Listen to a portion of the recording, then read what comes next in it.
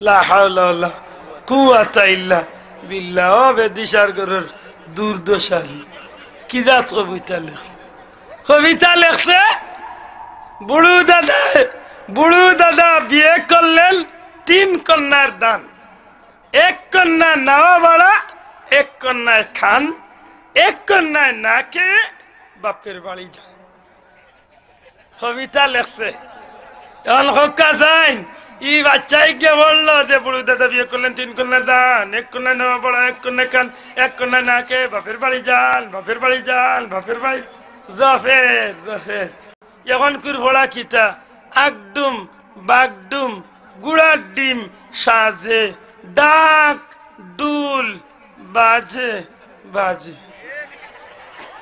বাজাও রে ফুট বাজাও, তোমার 14 গোষ্ঠী বাজাও। বাজাইলা কিবা ডাক ডুল ঠিক আছে, কিন্তু গুড়া ডিম দেখিলা আমার জীবনে আমি উঠছি জানি না। এলো কোনো মুরব্বী কইবানি গুড়ার ডিম দেখছেন নি? ও মুরব্বী বলে আল্লাহ তো বয়স দিয়েছে বাক্কা, একদিন গুড়ার ডিম পারতে উঁচুন। আমি জানি বকরিও বাচ্চা দে, গরুও বাচ্চা দে, গুড়াও বাচ্চা দে। গুড়ার ডিম দিতে আমার 14 গোষ্ঠীর মাঝে শুনছি না। ই কি জাত কবিতা লেখলো রে বাবা, কয় গুড়ার ডিম সাজ। গুড়ার ডিম সাজাইতো কিলা, গুড়ার ডিম বানাইতো কইতো।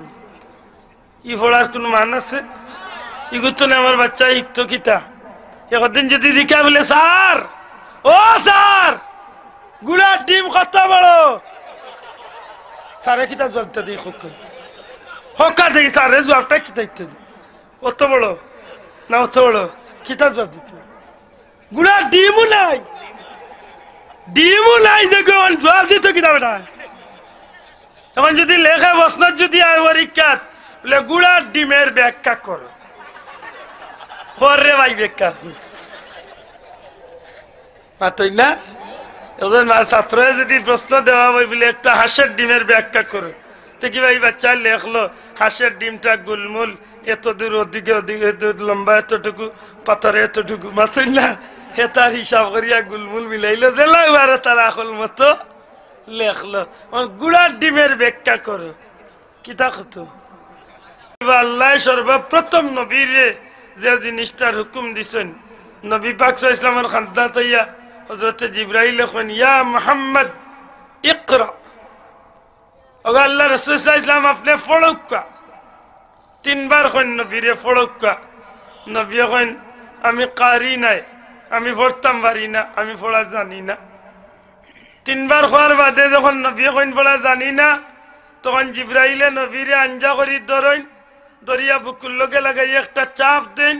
এর বাদে সাড়িয়া কইন ইয়া মুহাম্মদ ইকরা বিসমি রাব্বিকাল্লাযী খালাক।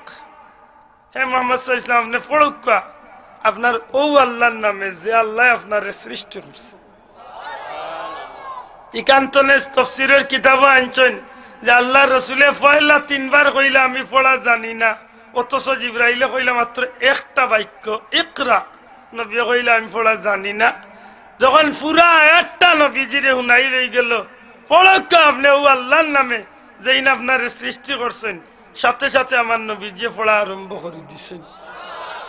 নবী পয়লা জানলা না, তের বাদে জানলা কিলা। এর মাঝে 2টা কারণ। একটা কারণ হইল আল্লাহ রসুলরে জিবরাইলে কইছেন পড়ার লাগি, কিন্তু কি জাত পড়া পড়তা ইকান জিবরাইলে কইছেন না। কোন পড়া পড়তা ইকান কইছেন না। কোন পড়া পড়লে লাভ কি তৈব ইকান মাঙ্গিয়া কইছেন না।